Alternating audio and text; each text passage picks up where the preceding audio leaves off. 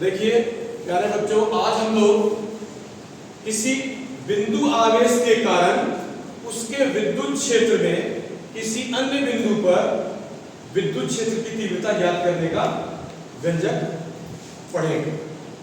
ठीक है।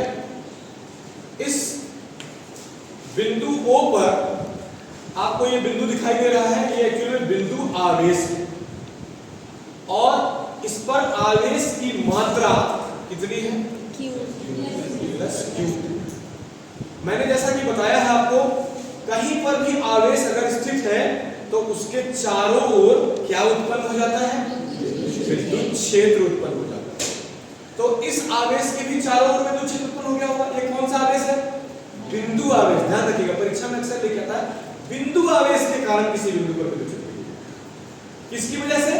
बिंदु आवेश की वजह से। ये कौन है? बिंदु आवेश। इस बात पर बार-बार मैं फोकस क्यों कर रहा हूं? क्योंकि परीक्षा में विद्युत क्षेत्र की तीव्रता तीन तरीके से पूछी जाएगी।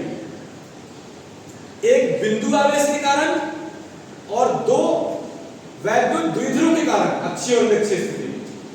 तो वहां वैद्युत द्विध्रुव शब्द का यूज किया जाएगा और यहां बिंदु आवेश। बिंदु आवेश में एक आवेश होते हैं और वैद्युत द्विध्रुव में ऐसे ऐसे बिंदु आवेश दो होते हैं। तो बार-बार इसलिए फोकस कर रहा हूं कि ये डेरिवेशन भले छोटा है लेकिन बहुत इंपॉर्टेंट है, ज्यादा आता है उनकी तुलना में। तो बिंदु O पर एक बिंदु आवेश प्लस Q स्थित है। माना बिंदु O पर एक बिंदु आवेश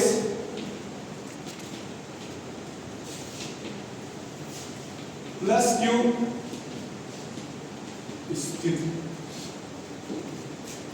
तो इसके चारों ओर विद्युत क्षेत्र उत्पन्न हो जाएगा।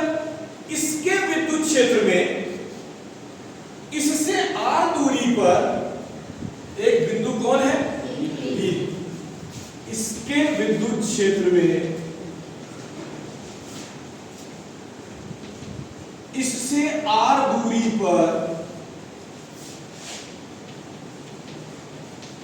एक बिंदु कौन है?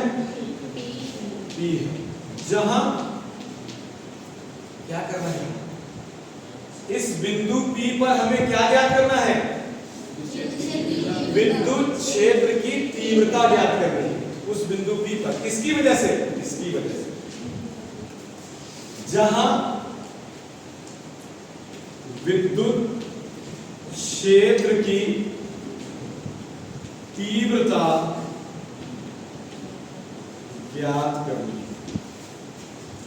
ठीक, उसके लिए हम करें क्या?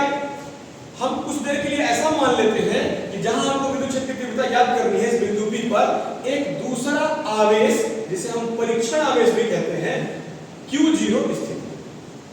माना बिंदु P पर एक परीक्षण आवेश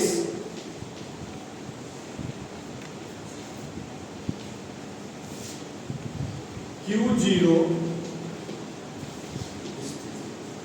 हमने उस दिन कूलाम के नियम पढ़ते समय यह बात पढ़ी है कि अगर दो आवेश एक दूसरे के समीप हो तो उन दोनों के मध्य कोई ना कोई बल कार्य करने लगता है, या तो आकर्षण या तो इस Q0 आवेश पर इसके द्वारा बल आरोपित करने लगता है।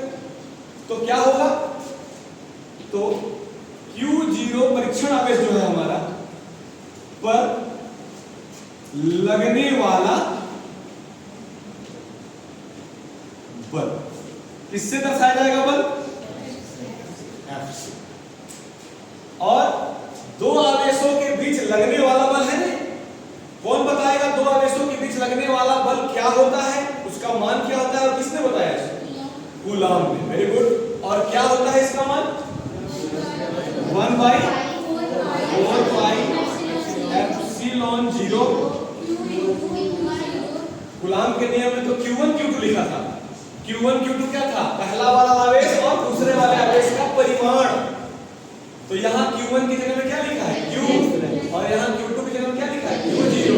तो Q की जगह में Q, Q1 की जगह में Q और Q2 की जगह में और बटे वहां क्या था? R। यहाँ भी R है, यहाँ भी क्या हो जाएगा? ठीक है। हमको ज्ञात करना है विद्युत क्षेत्र की तीव्रता तीव्रता और हम क्या ज्ञात कर रहे हैं? बल। क्यों ऐसा कर रहे हैं? देखिए कैसे हम इस बिंदु पर विद्युत क्षेत्र की तीव्रता ज्ञात कर पाएंगे। अभी हम लोगों ने थोड़ी ही देर पहले किसी बिंदु पर विद्युत क्षेत्र की तीव्रता की परिभाषा पढ़ी और उसका सूत्र भी देखा। तो हमें ज्ञात क्या करना है? अतः बिंदु P पर विद्युत क्षेत्र की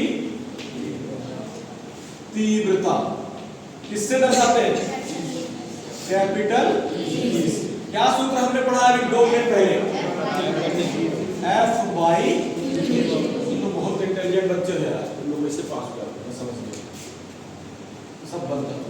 E is equal to F का मान अभी निकाला हमने। रेफरेंस के लिए समीकरण एक लिख दीजिए, वहां लिख देना पड़ेगा।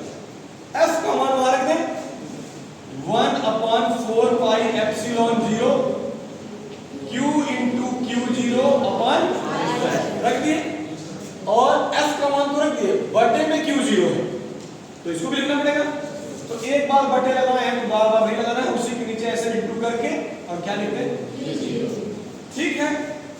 E बराबर 1/4 पाई एप्सिलॉन 0 Q0 और ये Q0 रख दिया। क्या बचा?